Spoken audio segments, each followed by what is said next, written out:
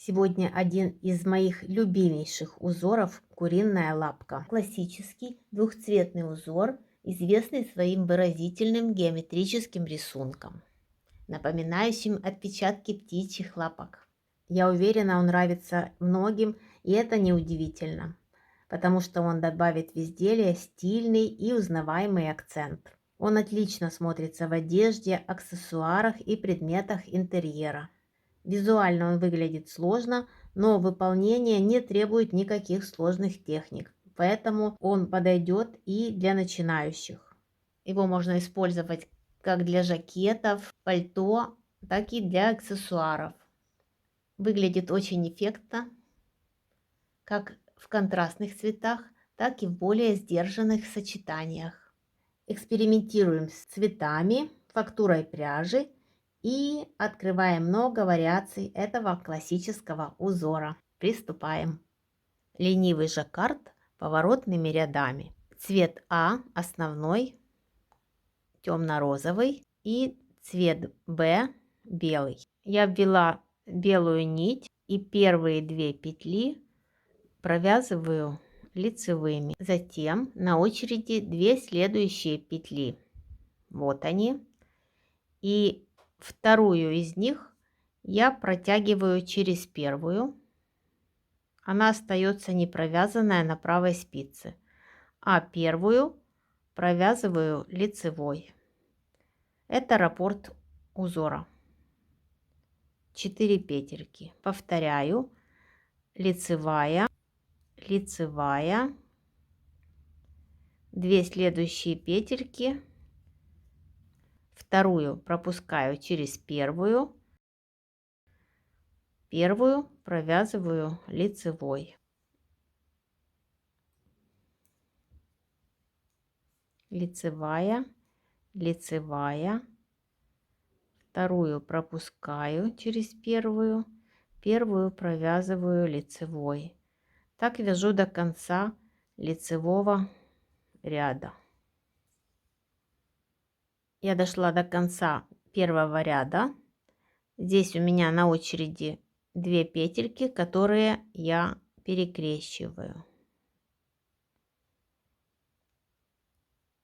И последнюю петельку провязываю изнаночной. Второй ряд с изнаночной стороны все петли провязываю изнаночными.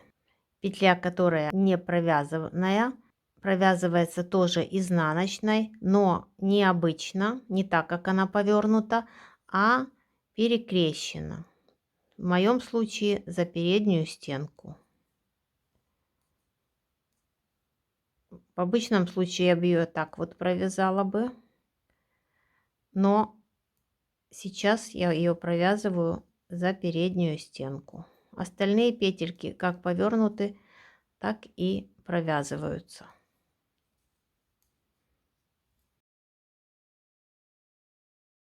За переднюю стенку. Изнаночный ряд пройден, и опять с лицевой стороны вязания. И на очереди опять розовая нить, основная. И я опять вяжу, начиная с первого ряда, но в шахматном порядке. И я смотрю. 2 первые петельки у нас провязывались лицевыми. Они так нормально, обычно и выглядят. А следующие 2 петельки были перекрещены между собой, и они выглядят вот таким образом. И в данном случае они теперь будут провязываться как 2 обычные лицевые, а эти петельки будут провязываться перекрещенно. То есть я подхватываю вторую, выношу ее на правую спицу и провязываю первую. Следующие 2, которые в предыдущем ряду между собой перекрещивались, сейчас провязываются лицевыми. Вторую я проношу через первую, первую провязываю лицевой. Лицевая, лицевая. 2 обычные петельки, подхватываю вторую и протягиваю через первую, Первую провязываю лицевой и следующие 2 провязываю лицевыми. Я в конце лицевого ряда последнюю провязываю изнаночной и разворачиваюсь на изнаночную сторону. С изнаночной стороны продолжаю этой же нитью все петли изнаночные. Петли, которые снимались, провязываю за переднюю стенку, то есть перекрещено.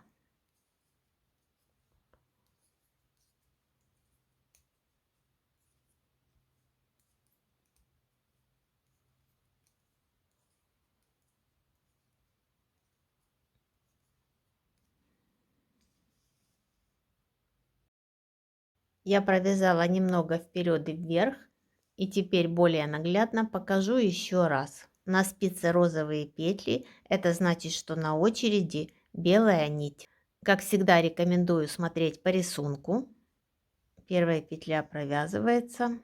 Я вижу, что здесь в предыдущем ряду перекрещивались петельки, значит эти 2 петли я провязываю лицевыми. Здесь лицевые столбики, поэтому эти 2 петельки я скрещиваю. Одну переснимаю, вторую провязываю лицевой. Опять 2 лицевые, одну переснимаю на правую спицу, одну провязываю лицевой. 2 лицевые, вторую петельку протягиваю через первую, первую провязываю лицевой и опять 2 лицевые.